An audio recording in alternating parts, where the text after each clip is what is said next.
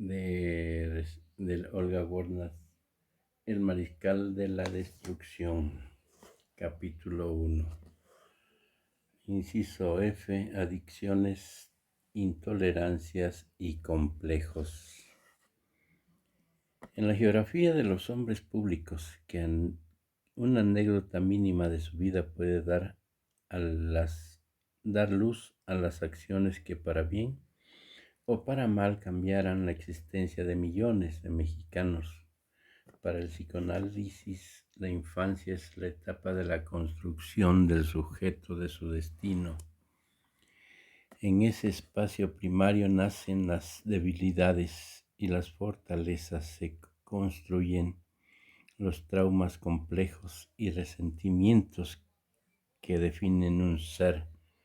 Según el especialista español en psiquiatría José Cabrera Forneiro, autor del libro La salud mental y los políticos. La salud mental de un mandatario influye sobre sus determinaciones como gobernante y los ciudadanos deben tener acceso a la misma. Los líderes no quieren que se sepa nada de su vida porque viven de la cosmética y de la imagen pública. ¿Cuánto influyó en Carlos Salinas de Gortari y en la construcción de su personalidad psicopática esa ocasión en la que a los 3 años él y su hermano Raúl de 5 asesinaron a Manuela, la niña de 12 años que trabajaba en la casa? La maté de un balazo, soy un héroe, exclamó el niño Carlos a El Universal. Llevaron a los hermanos a un tribunal donde fueron examinados y el juez Gilberto Bolaño Cacho recomendó a la madre ponerlo bajo tratamiento psiquiátrico para que trabajaran en el trauma. El padre Raúl Salinas Lozano se opuso y la vida continuó como si nada. Todo lo que sucedió durante el sexenio de Carlos Salinas de Gortari fue la manifestación máxima de la fusión entre política y crimen. ¿Cómo repercutió en las acciones políticas de Vicente Fox su personalidad dual y asimétrica, la infancia con un padre ausente y débil y una madre impositiva y cabeza de familia que lo regañó hasta el final de su vida? ¿O la educación con los jesuitas que casi lo llevó a convertirse en un sacerdote? ¿Y el fracaso de su primer matrimonio que lo sumió en una extensa y pública depresión? Durante su sexenio y desde que ganó, varios profesionales lo analizaron frente al desfase abismal de su discurso y la realidad que vivían los mexicanos. Para afrontar las tormentas políticas que lo sumían en periodos de ausencia, Vicente Fox apeló al célebre antidepresivo Prozac, que tomó durante todo su mandato. En noviembre de 2008, el Tribunal Apostólico de la Rota Romana determinó que Vicente Fox no estaba capacitado para casarse por la Iglesia con Marta Sagún por sufrir serios trastornos de personalidad.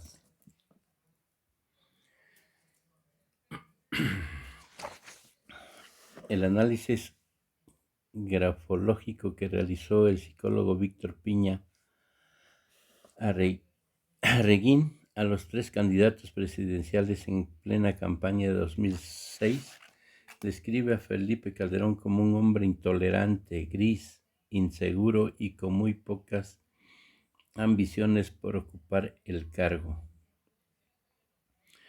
Calderón solo es líder en un ambiente armónico, enfocado en las relaciones interpersonales. En ambientes tenso puede ser duro, autoritario. Si el ambiente es competitivo, va a denotar mucha presión, mucho estrés, y eso se ve en sus rasgos faciales. Es directo, pero puede dar bandazos y tiene una inteligencia emocional baja. Aunque la campaña financiada por el PAN estigmatiza a López Obrador como autoritario, el examen dice que Felipe Calderón es el que tiende a actuar de esa forma. Si se encuentra en un ambiente hostil, no hay nivel de certeza en su forma de decisiones. Habrá ambivalencias de acuerdo a su grado de seguridad. Su estado anímico afectará la toma de decisiones de cualquier tipo. Ante un mínimo estímulo puede reaccionar de forma variable o antagónica. Frente a un cartón periodístico pueden ponerse contento o molestarse. Es voluble, cambiante e infantil. El escritor y ensayista Carlos Monsiváis definió a Felipe Calderón a fines de 2008 en el periódico La Jornada. Calderón es una mezcla de malas maneras y mala suerte.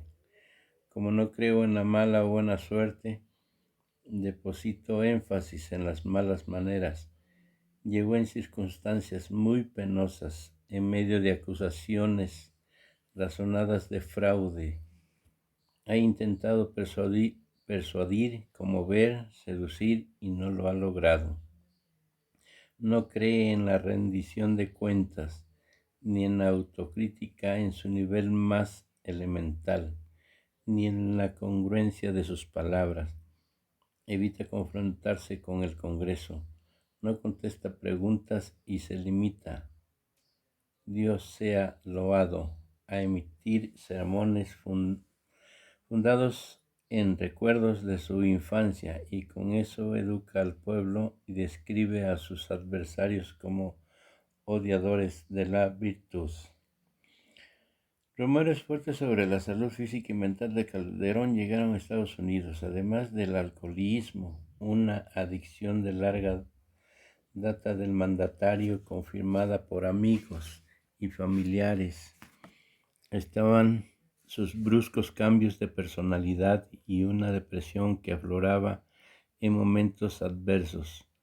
El ministro de Salud británico, el respetado neurólogo David Owen, acuñó el término síndrome de hubris para describir a los políticos que, como Felipe Calderón, son personas violentas y carentes de control de sus impulsos, niegan la realidad, no aceptan la mínima crítica y se creen omnipotentes, y no pueden soportar perder el poder. Tienen adicción al poder y, cuando los pierden, o se deprimen o lo niegan y continúan como si aún lo tuvieran, abusan del alcohol o de las drogas. En 2009, Hillary Clinton, preocupada, solicitó a su embajada en México un perfil psicológico de Felipe Calderón, conocedora de primera mano de la importancia, la profunda corrupción y las complicidades que anidaban en las fuerzas militares y policiales implicadas en la batalla contra el narcotráfico, y de que la confrontación caminaba hacia un rotundo fracaso. El entonces jefe del Departamento de Estado de Barack Obama pidió conocer las reacciones del michoacano frente a situaciones adversas, el narcotráfico, la crisis económica y los resultados electorales desfavorables, y como esas presiones afectaban la personalidad y la capacidad de gobernar de Calderón. Las preguntas de las damas que monitoreaba los avances o retrocesos de la guerra contra las drogas y el comportamiento de sus socios eran clave. En la Embajada de Estados Unidos en México, los jefes de las distintas agencias de inteligencia hacían bromas sobre las contradicciones públicas del michoacano y sus desbordes privados. Para Estados Unidos no había secretos. ¿Cómo reaccionaba el presidente Calderón a puntos de vista distintos de los propios? ¿Le gustaba entablar un debate con personas que no estaban de acuerdo con él? ¿Prefería escuchar puntos de vista divergentes, reflexionar un momento y después responder? ¿Se rodeaba de personas con puntos de vistas diversos o prefería colaboradores consecuentes? ¿O cómo se describiría el estilo de gobernar de Calderón? ¿Era un hombre de ideas o un microadministrador? ¿Cómo afectaba su estilo a las personas que trabajaban con él? ¿Cuáles eran los valores, creencias, comportamientos que más respetaba y valoraba? Honestidad, lealtad, respeto. Estas y muchas más eran las interrogantes de Hillary Clinton durante aquel ominoso 2009.